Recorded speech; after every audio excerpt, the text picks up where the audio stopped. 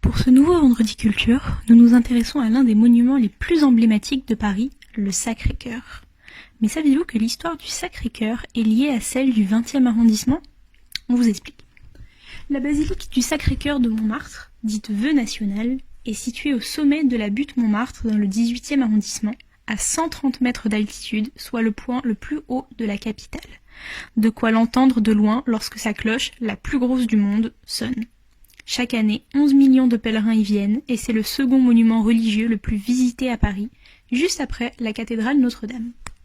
Mais son histoire commence en mai 1870, lorsque la France signe l'accord de Francfort, un traité qui met officiellement fin à la guerre franco-prussienne et qui prévoit entre autres la capitulation de Paris alors assiégée par les Allemands. C'est d'abord en réparation de cette défaite de 1870 de la France dans la guerre franco-prussienne qu'est souhaitée la construction de la basilique du Sacré-Cœur. En effet, dans une lettre adressée au diocèse de Nantes le 4 septembre 1870, Félix Fournier, dignitaire de l'Église catholique et homme politique français, attribue la défaite de la France à une punition divine, après un siècle de déchéance morale depuis la Révolution de 1789. L'idée d'une basilique et le vœu d'édifier une église dédiée au Sacré-Cœur de Jésus naît alors.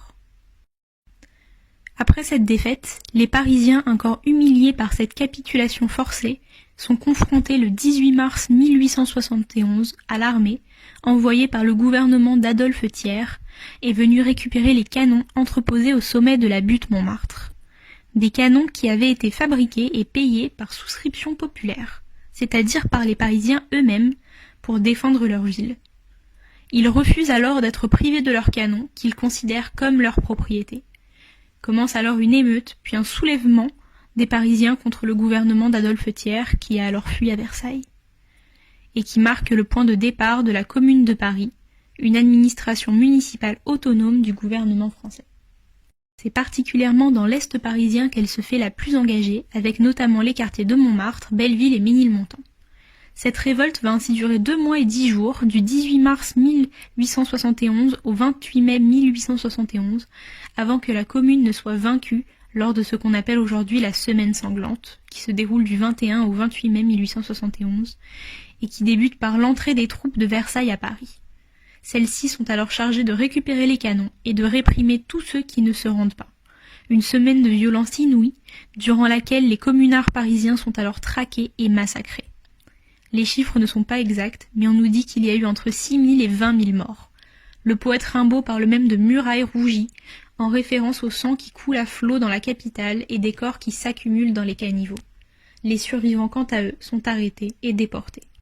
Mais 2 ans plus tard, en 1873, dans un contexte toujours très tendu, où les plaies de la commune sont encore vives, la construction du Sacré-Cœur est votée d'utilité publique par l'Assemblée nationale, alors principalement royaliste et conservatrice, afin d'instaurer un nouvel ordre moral.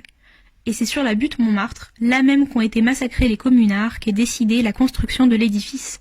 Un véritable symbole d'humiliation pour les vaincus, qui doivent payer la souscription publique qui finance le monument, et de toute puissance pour les vainqueurs versaillais et la droite d'Adolphe Thiers.